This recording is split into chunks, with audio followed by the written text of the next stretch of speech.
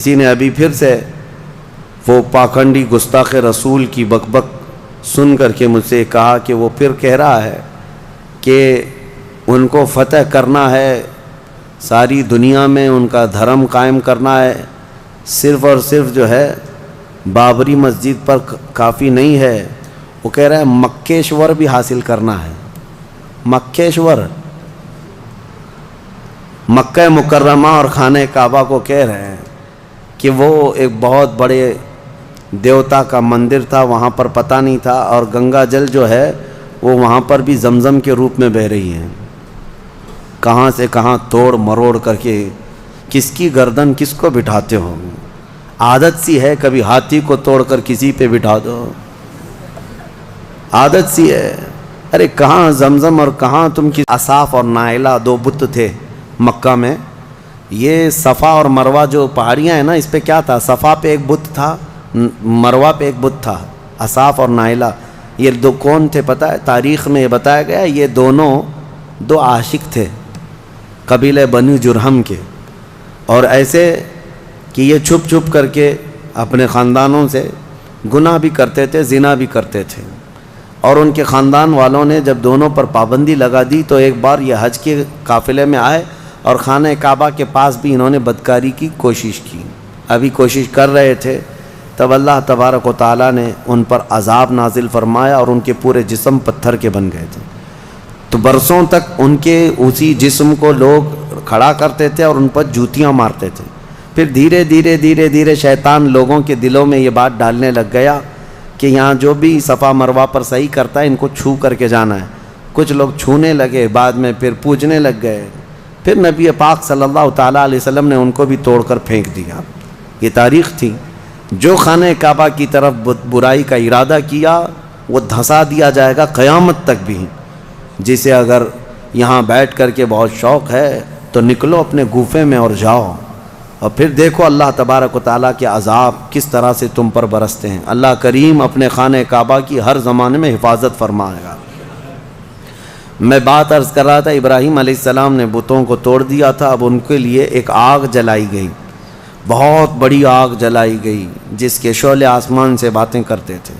ابراہیم علیہ السلام کو منجنیق میں رکھ کر کے اس آگ میں ڈال دیا گیا، اور اللہ کا حکم آیا جو آج ہم نے تلاوت کیا، قلنا یا نار کونی بردا وسلاما علی ابراہیم۔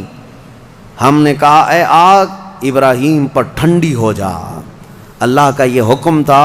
روایت میں اس وقت دنیا میں جہاں جہاں آگ جل رہی تھی سب ٹھنڈی ہو گئی تھی۔ حکم تھا ایک آگ کو، لیکن دنیا میں جہاں آگ بھی جلی تھی سب ٹھنڈی ہو گئی۔ ابراہیم علیہ السلام اس آگ میں کئی دن تک رہے، گھنٹہ دو گھنٹہ نہیں، کئی دن تک رہے۔ جب آگ ٹھنڈی ہو گئی ابراہیم علیہ السلام اس راکھ سے اپنے کپڑے جھاڑتے ہوئے باہر تشریف لائے۔ کچھ بھی نہیں ہوا تھا، کیونکہ اللہ تبارک و تعالیٰ جس کی حفاظت فرمائے۔ ابراہیم علیہ السلام کو آگ نہ جلائی، پھر لوگوں نے جب یہ دیکھا معجزہ تو آپ پر ایمان لے آئے۔ پھر حضرت ابراہیم علیہ السلام وہ عراق کا شہر بابل ترک کر دیا، وہاں سے نکل کر کے پھر آپ مصر تشریف لائے، فلسطین کی سرزمین جو اس وقت مصر کا حصہ ہوا کرتی تھی، وہاں پھر آپ رہنے لگے۔ اور پھر حضرت اسماعیل علیہ السلام، اسحاق علیہ السلام کی پیدائش کا جو معاملہ آگے بڑھا، وہ پھر اس اپنے وطن کو ترک کرنے کے بعد ابراہیم علیہ السلام کا جو اصلی شہر ہے وہ بابل ہے، جس کو بیبیلون کہا جاتا ہے۔ عراق میں آج بھی وہ شہر ہے، دنیا کی سب سے پرانی سٹی، اولڈسٹ سٹی جس کو کہتے ہیں بیبیلون، بابل ہے وہ ابراہیم علیہ السلام کی پیدائش کا مقام ہے۔ تو بہرحال ابراہیم علیہ الصلاۃ والتسلیم کے ساتھ یہ چیزیں پیش آئی۔ اس کے بعد پھر ان کی زندگی کا اور بھی طویل واقعہ 23ویں پارے میں انشاءاللہ عرض کروں گا۔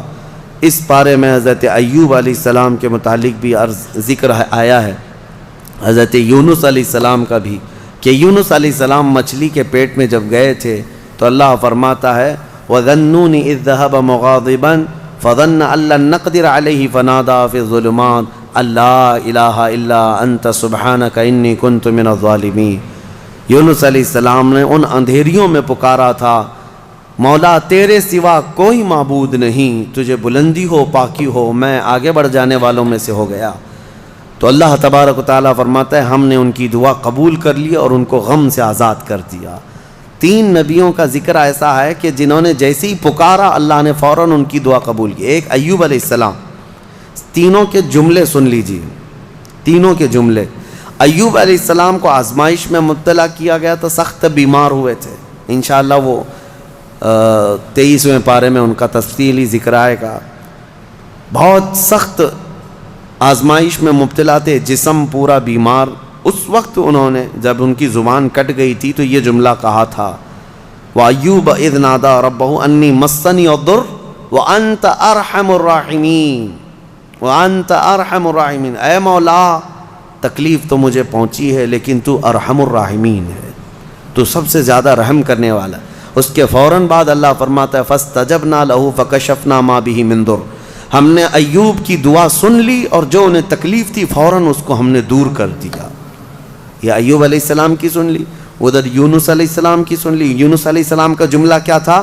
لا الہ الا انت سبحانک انی کنت من الظالمین، اس کو اسم اعظم بھی کہا گیا ہے، بہت تیز دعائیں قبول ہوتی۔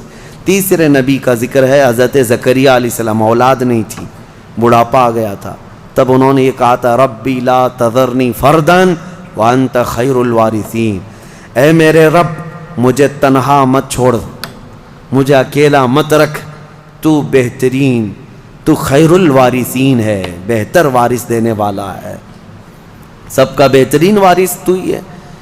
تو یہ دعا حضرت زکریا علیہ السلام کی اللہ کو پسند آئی، اے اللہ مجھے اکیلا مت چھوڑ، تو خیر الوارثین ہے۔ اللہ فرماتا ہے فَاسْتَجَبْنَا لَهُ وَوَهَبْنَا لَهُ یحییٰ، ہم نے زکریا کی دعا سن لی اور فوراً ان کو یحییٰ علیہ السلام کی شکل میں بیٹا عطا کیا۔ 3 دعائیں میں نے آج آپ کو بتائی ہیں، ایک ایوب علیہ السلام کی، ایک یونس علیہ السلام کی، ایک زکریا علیہ السلام کی۔ ایوب علیہ السلام نے بیماری میں دعا کی، یونس علیہ السلام نے اندھیریوں میں دعا کی، زکریا علیہ السلام نے بے اولاد ہونے پر دعا کی۔ یہ تینوں معاملات ہماری زندگیوں میں آتے ہیں، کوئی بے اولاد ہے، کوئی پریشان حال ہے اور کوئی بیمار ہے۔ یہ 3 دعائیں یاد رکھیں، اللہ نے فوراً ان آیتوں کے بارے میں فرمایا، ان کے آیتوں کے بعد فرمایا، ہم نے فوراً قبول کیا ان کی باتوں کو، فوراً قبول کیا۔ یقیناً اللہ تبارک و تعالیٰ آج بھی قبول کرنے والا ہے۔ اور ایک آیت اللہ تعالیٰ نے اس بارے میں ارشاد فرمائی، مولا کریم فرماتا ہے کہ یہ سب نبیوں کے ذکر کے بعد یہ سورہ جہاں ختم ہونے کو آیا، آخر میں جہاں سورہ ختم ہونے کو آیا، اخیر سورہ میں رب تبارک و تعالیٰ آخری نبی کے بارے میں فرماتا ہے وَمَا أَرْسَلْنَاكَ إِلَّا رَحْمَةً لِلْعَالَمِينَ، محبوب ہم نے آپ کو سارے جہانوں کی رحمت بنا کر بھیجا ہے، رحمت بنا کر بھیجا ہے۔ رحمت کا مطلب کیا ہے؟ رحمت جس کے ذریعے سے خوشیاں ملے، جس کے ذریعے سے مشکلات حل ہوں، جس کے ذریعے سے اللہ تعالیٰ تمہاری مصیبتوں کو دور کرے، وہ رحمت ہے۔ ماں بیٹے کے لیے رحمت ہے، باپ بیٹے کے لیے رحمت ہے، یہ سب رحمتیں ہیں۔ اور اللہ تعالیٰ کی سب سے بڑی رحمت اس دنیا میں کوئی ہے تو وہ محمد الرسول اللہ کی ذات صلی اللہ علیہ وسلم، وہ سب کے لیے رحمت ہے، وہ سب کے لیے رحمت ہے۔ حتیٰ کہ آپ کو میں بتاؤں زمین و آسمان اس بارے میں لڑائیاں کرتے ہیں، زمین اور آسمان۔ اعلیٰ حضرت نے اس کو اپنے نعت میں لکھا ہے، خم ہو گئی پشت فلک استان زمین سے، یعنی آسمان بہت اپنی ڈینگے یعنی اپنی بڑائیاں بتا رہا تھا کہ مجھ میں چاند ہے، مجھ میں ستارے ہیں، مجھ میں سورج ہے، یہ سارے بڑے بڑے سٹارز آسمان اپنے اندر رکھتا ہے۔ تو زمین نے ایک ہی تانا دیا تھا، ایک تانا دیا تھا۔ اعلیٰ حضرت فرماتے ہیں خم ہو گئی پشت فلک، یعنی آسمان کی پیٹھ جھک گئی اس تانے زمین سے، زمین کے اس تانے کو سن کر۔ خم ہو گئی پشت فلک اس تانے زمین سے، سن ہم پہ وہ سرور دو عالم ہے، وہ رتبہ ہے ہمارا۔ ہمارے اوپر تو چاند سورج ستارے جس سے فیض پاتے ہیں وہ محمد الرسول اللہ زمین میں ہے۔ میرے عزیزو آپ کو میں بتاؤں، رسول پاک صلی اللہ تعالیٰ علیہ وسلم ملائکہ کے لیے رحمت ہیں کہ نہیں؟ میں آپ سے کچھ سوالات کر رہا ہوں۔ اور اللہ کے کئی عالم ہیں، عالم یعنی کئی دنیا ہیں، کئی جہاں ہیں، ہاں وہ ہر عالم کے لیے ہیں رحمت ہیں، وہ ملائکہ کے لیے رحمت ہیں، جنات کے لیے رحمت ہیں، نباتات کے لیے رحمت ہیں، جتنے اللہ تعالیٰ کی مخلوقات ہیں سب کے لیے کیا ہے میرے مصطفیٰ؟ رحمت ہیں۔ شاعر نے بڑے اچھے انداز میں کہا ہے وہ ہر عالم کی رحمت ہیں، کسی عالم میں رہ جاتے یا ان کی مہربانی ہے کہ یہ عالم پسند آیا، یا ان کی مہربانی ہے کہ یہ عالم پسند آیا۔ میرے عزیزو، یہ قربان جاؤ میرے مصطفیٰ کریم کے اس روئے زمین پر کہ آقا ہمارے درمیان میں ہے، ورنہ وہ ملائے اعلیٰ میں رہتے، وہ فرشتوں کے درمیان رہتے، وہ جنتی حوروں کے درمیان رہتے، لیکن مولا رسول کریم صلی اللہ تعالیٰ علیہ وسلم کو ہمارے درمیان میں رکھا۔ یہ حضور کی اپنی پسند تھی اپنی امت کے ساتھ رہنے۔ اور یہ بھی میں آپ کو بتا دوں، قیامت کے دن کیا میرے نبی صلی اللہ تعالیٰ علیہ وسلم پچھلی امتوں کے لیے رحمت نہیں ہوں گے؟ آدم علیہ السلام سے لے کر عیسیٰ علیہ السلام تک کے ہر امتی کے لیے حضور رحمت ہے، سب کے لیے رحمت ہے، سب کا حساب حضور کی شفاعت کے بعد ہونا ہے۔ لیکن اس کے باوجود میرے آقا صلی اللہ علیہ وسلم قیامت کے دن اگر کہیں نظر آئیں گے تو وہ اپنے امتیوں کے بیچ میں نظر آئیں گے، ہمارے درمیان نظر آئیں گے۔ لوگ نبی پاک صلی اللہ تعالیٰ علیہ وسلم کے ارد گرد ہوں گے۔ عزیزان گرامی وقار، اب یہاں پر ایک بات میں عرض کرتا ہوں، ایک آیت میں پڑھتا ہوں، آپ خود سمجھ جائیں گے۔ 11ویں پارے میں یہ آیت گزر چکی ہے، میں ترجمہ بتاتا ہوں اور کس کی طرف اشارہ ہے آپ خود سمجھ لیں گے، پڑھے لکھے لوگ ہیں۔ اللہ فرماتا ہے قُلْ بِفَضْلِ اللَّهِ وَبِرَحْمَتِهِ فَبِذَلِكَ فَلْيَفْرَحُوا۔ یہ آیت کا ایک حصہ میں نے تلاوت کیا۔ اے محبوب آپ فرما دیں، آیت کا ترجمہ میں کر رہا ہوں، آپ فرما دیں کہ جب اللہ کا فضل تمہیں ملے، لوگوں کو اللہ کا فضل ملے یا اللہ کی رحمت آئے تو خوب خوشیاں مناؤ۔ اللہ نے کیا فرمایا؟ جب اللہ کی رحمت تمہیں مل جائے تو خوب خوشیاں منائے۔ سنیو سمجھ گئے؟ قرآن کی آیت کہہ رہی ہے جب تمہارے پاس اللہ کی رحمت آ جائے تو، اب ہر ایک کو بات پتا ہے اللہ کی سب سے بڑی رحمت اس روئے زمین پر 12 ربیع الاول کو آئی، تو اب جو ہماری خوشیاں منانے کا طریقہ ہے وہ قرآن کے مطابق ہے یا نہیں؟ قرآن کے مطابق اللہ نے فرمایا جب اللہ کی رحمت تمہارے پاس آئے تو خوشیاں منو۔ اچھا، اور دوسری بات وسیلے کے متعلق کہتے ہیں کہ ان کے وسیلے سے دعا مانگنا جائز ہے کہ ناجائز ہے؟ بالکل، قرآن سے میں بتاتا ہوں، یہ بھی 11ویں پارے کی آیت ہے۔ اللہ فرماتا ہے فقالوا ربنا لا تجعلنا فتنة للقوم الظالمین۔ یہ پچھلی امتیوں کی دعا اللہ فرما رہا ہے پہلے کہ ان لوگوں نے کہا اے رب ہمارے، اے ہمارے رب، ہم کو ظالم قوم کے لیے آزمائش کا ذریعہ نہ بناؤ، ظالم قوم کے ہاتھ ہمیں مت چھوڑ دیں۔ ان کی دعائیں وَنَجِّنَا بِرَحْمَتِكَ مِنَ الْقَوْمِ الْكَافِرِينَ، یہ دعا تھی پہلے والوں کی، لیکن قیامت تک آنے والا یہ دعا کر سکتا ہے، قیامت تک آنے والا یہ دعا کرے گا۔ کیا؟ وَنَجِّنَا بِرَحْمَتِكَ مِنَ الْقَوْمِ الْكَافِرِينَ، اے ہمارے رب اپنے رحمت کے وسیلے سے، اپنی رحمت کے وسیلے سے ہم کو کافروں سے نجات دے دے، اپنی رحمت کے وسیلے۔ اور رحمت کون ہے؟